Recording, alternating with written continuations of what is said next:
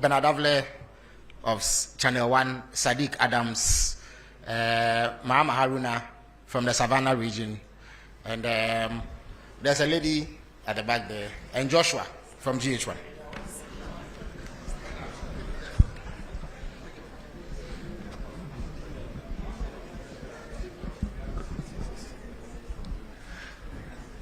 Thank you, Felix.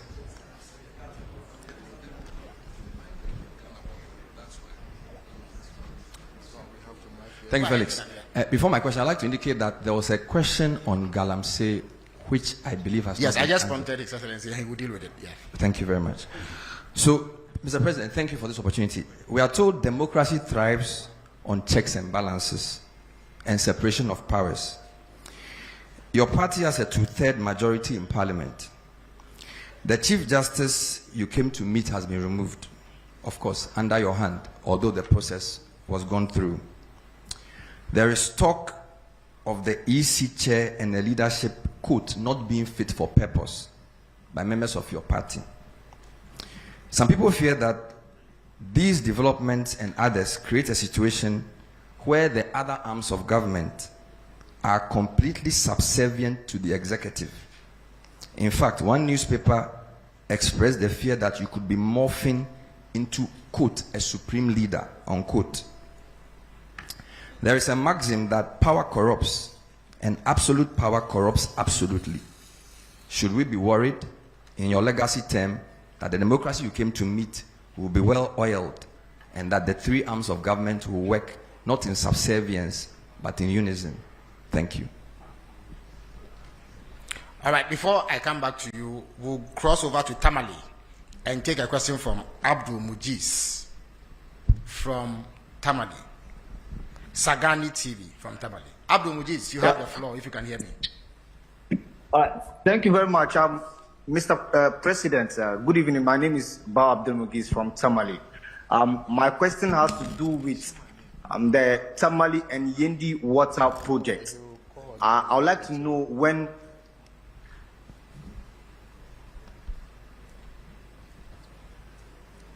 Well, we seem to have lost Abdul, but I think I can continue for him. He would like to know when the Tamale and Yendi water projects will be executed.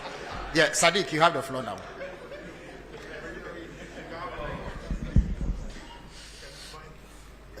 Good evening, Mr. President, and thank you very much for this opportunity. My name is Sadiq Adams from Angel TV and Angel Radio. Mr. President, the question is on national unity and peace.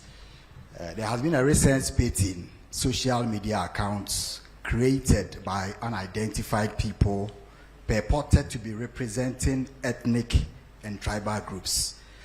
We have seen some vile attacks, pockets of that on social media, TikTok, and some of them in real life.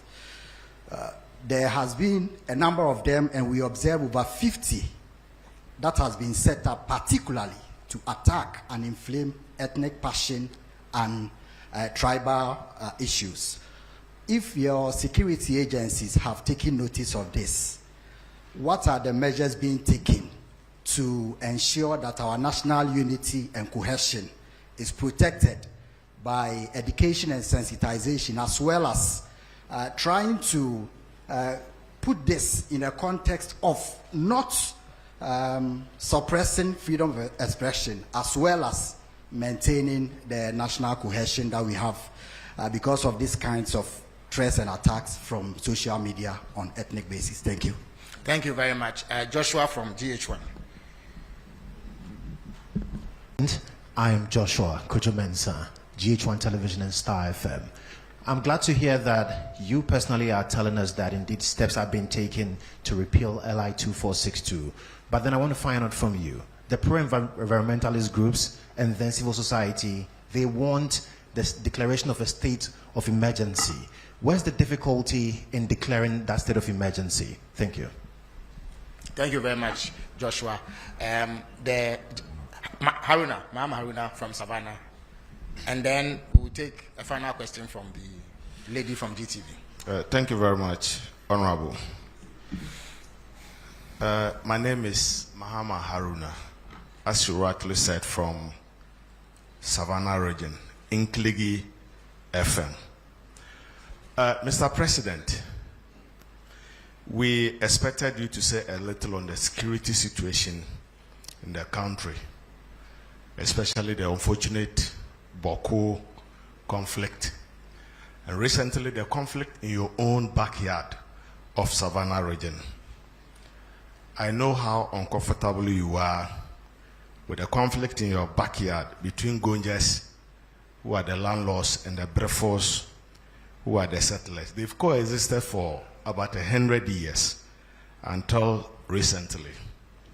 I know you are more worried because almost everyone in your backyard, Gonjas, Brefos, will always vote for you massively, sometimes almost 100%. Now, since 1996, when you contested your first elections, first of all, I just arrived from Bole, where you hail from.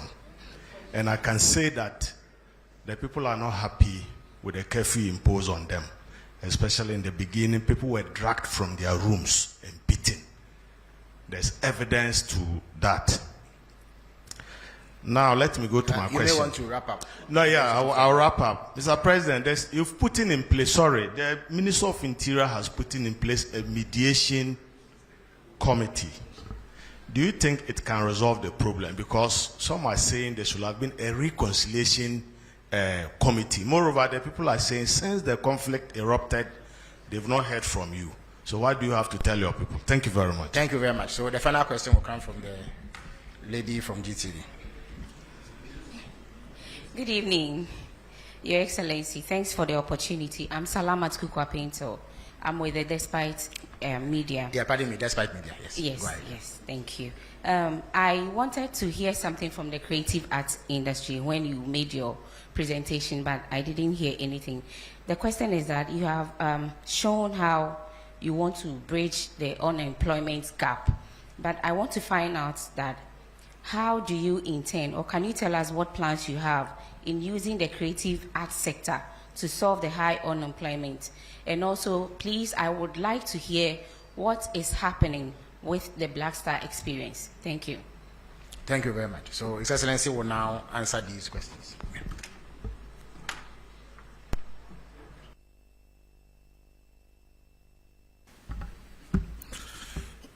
Thank you very much. Let me first apologize for missing one of the questions, and that is the accusation that there's interference in terms of the oral investigations. I would have very conveniently said the General Secretary himself is here, and so I'll call him to present his evidence to the public. But I can assure you that there's no way anybody can interfere.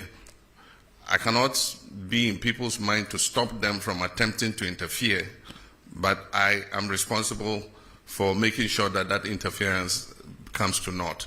And so I closely monitor. I hold regular meetings with the Attorney General. He briefs me on the status of investigations.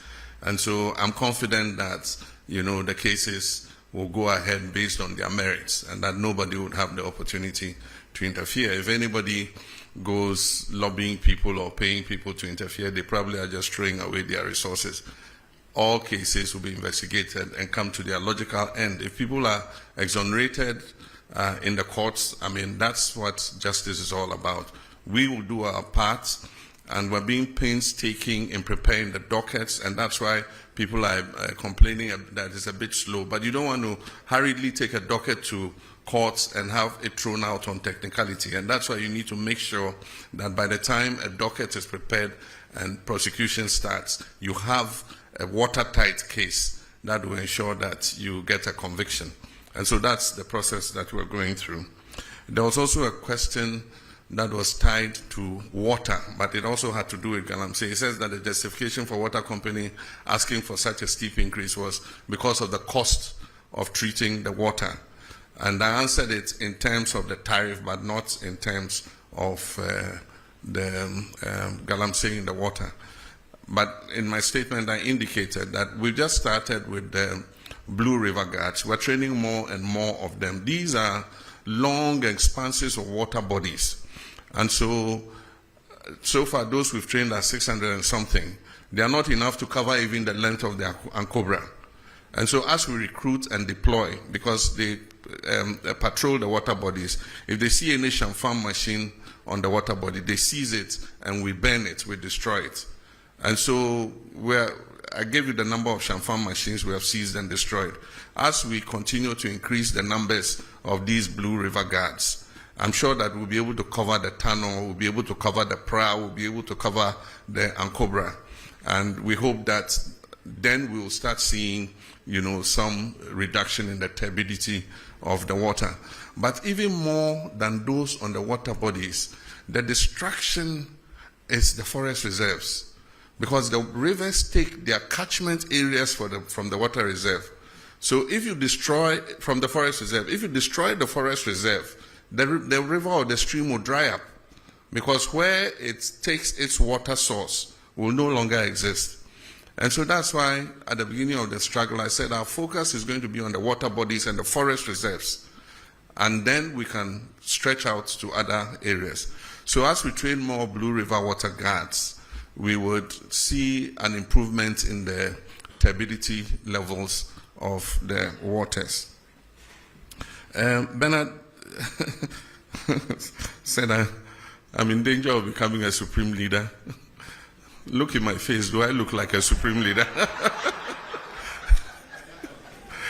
And that is to paraphrase Prof. Star Atamils, do I look like a cat hunter? Do I look like a supreme leader? I'm a Democrat true and true. And even when we attained 2/3 of Parliament, I said that we're not going to use it to ride roughshod over the minority, and that we're going to give opportunity for democracy to flourish. And so we don't intend to use our 2/3 majority to steamroll our democracy. We believe that even though the people of Ghana gave us that overwhelming majority, it wasn't meant to turn Ghana into a dictatorship. They gave it to us in order that we could carry out reforms to make our governance better. And I think that we stand a very good chance with that 2/3 majority to finally move the amendments to the Constitution that we have all wanted. In the past, because of hung parliaments and all that, we couldn't make any progress, because there are some of those amendments for which you need an overwhelming majority. And so Ghanaians have given us that opportunity and say, look, go ahead and do these things so that we can have a better constitution that will take Ghana for many more generations to come. And so that's what I believe. But I certainly am not on the way to becoming a supreme leader or an autocrat. Yendi and Tamale water. Yendi, Tamale are 3 urban areas in the northern regions that suffer severe water scarcity, especially Tamale. Tamale is probably the biggest city in the whole of the 5 northern regions. The population has been increasing rapidly, and the water system has not expanded as fast to meet the demand of a growing population. And so we have to urgently expand Tamale, Yendi, and Damango has become a regional capital. It has started growing very fast, and it faces a scarcity of water. The Tamale and Damango water systems are under an EU program, and recently when I went to Brussels, it's one of the things we discussed. There's funding available for those 2 water systems. And so because we have a cap on our credit, external credit, of $250 million a year, we have to find space within that to be able to accommodate Tamale and Damango water. But I want to assure you that they are priority projects for government, and we definitely would fund them and make sure that before we leave office, Tamale and Damango get sufficient water for those cities to thrive. With Yendi, we are placing Yendi under the Big Push program. And so we're going to fund it with our oil and gold revenues and establish an expanded water treatment system for Yendi. The budget statement is going to be read in November. And in the budget statement, details of these projects will be included in the budget. The last time the GJA came to me, I mentioned to them that as the world changes and new technologies come, we're moving from not having just the traditional media into having what we call the new media. These are all the new social media instruments like TikTok, like Facebook, like X, and all of them. And so the traditional sense of journalists like you, most of you trained and working in media houses that have a corporate identity and can be held responsible for the information that you put out, is beginning to change. We have a new crop of I'll call them neo-journalists, who anybody with a phone and a camera can report news or comment on national issues. Now the point is, who holds those people responsible? And that's what he's saying. If you go to some of the WhatsApp platforms, or you go to some of the commentaries in the TikToks and others, we have what we call hate speech, incitement to violence. Those are criminal. Despite the fact that we have removed the criminal libel laws, there are some laws that make such people accountable. Because if we don't regulate that sector, it can lead this nation to war.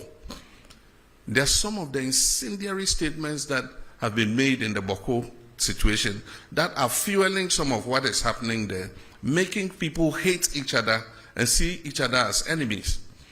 It's been the same in the Gonja Brefo thing. Some people fanning and inciting violence against each other. This falls in the ambit of the National Signals Bureau. And so the National Signals Bureau now has the technology to use your IP number and find you wherever you are. So I'm sending a signal to Ghanaians that we can find you those doing those hate speech and things. We'll use your IP number, we'll trace you. And when we trace you, we'll deal with you under the criminal code for inciting violence and disturbance of the peace. But I believe that beyond that, we must start making regulation for this new media because it's unregulated. And so anybody just takes a phone and says, oh, this plane crash, I wish that so and so had been the one in the helicopter and had died, and dwarfs have eaten him in the forest. I mean, why would you say something like that? And so we need regulation for that new emerging media. But in the meantime, the National Signals Bureau has been given the full authority to track down people who do that kind of thing and bring them to be sanctioned under the criminal code. I've been reluctant to implement a state of emergency in the Galamsey fight because we've not exhausted the powers we even have without a state of emergency.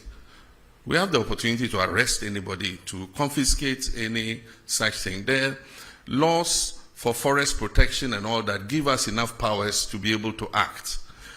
Implementing a state of emergency might sound nice, but it should be the last extreme, the last resort.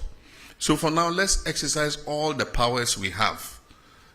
And if it becomes necessary for a state of emergency, then we'll look at it. It means we have to go to Parliament.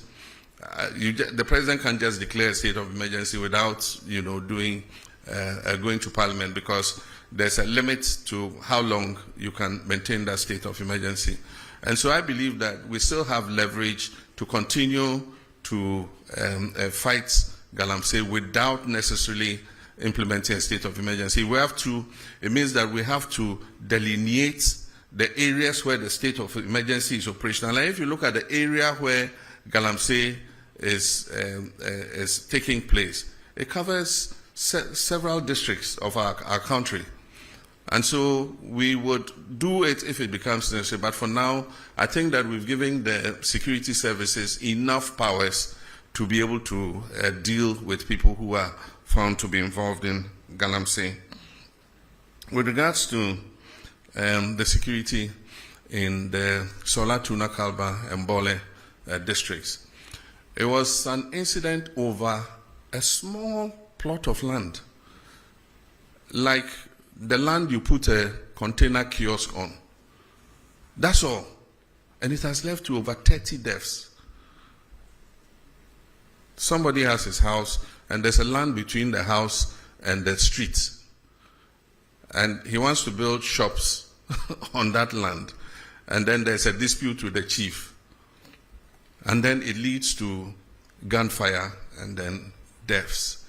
It's most unfortunate, like the questioner said, these are two groups that have lived in peace for so many years and are intermarried. There are people from one side who are married to their others, people from one side that are married to others. I, for instance, am such a mixture of people, I don't know who I am. Part of me is Vagla, part is Safalba, part is Gonja. I mean, quarter of everything. And so if my ethnic groups are fighting, it means my body should be fighting with different parts of my body because I'm a mixture. My blood is made up of all those ethnic groups. And so it's most unfortunate. And so we've put in a mediation team. We mentioned the members. The 2 MPs are supposed to be ex-official members to work with the mediation team. If you look at the terms of reference in the mediation team, there's also reconciliation. And so even though we call it a mediation team, its terms of reference includes reconciliation. So we've given them the full authority to meet both sides, to perform purification rites, to cleanse the land of any blood that has been spilled and all that, and then to come out with recommendations how to improve relations between the two groups so that they live in peace.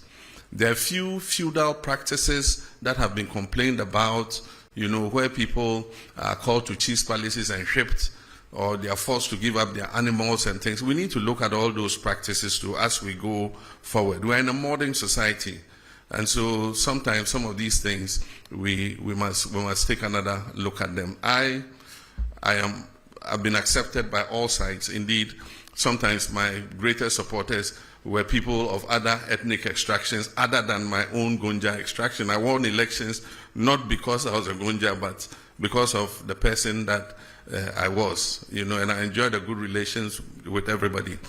And so even though I haven't visited yet, I have not gone there yet because I want peace to have a chance, but I've been pulling the strings. I sent a delegation to the Yegbonra to prevent him from leaving Damango and going to Biniri, which would have escalated the conflict.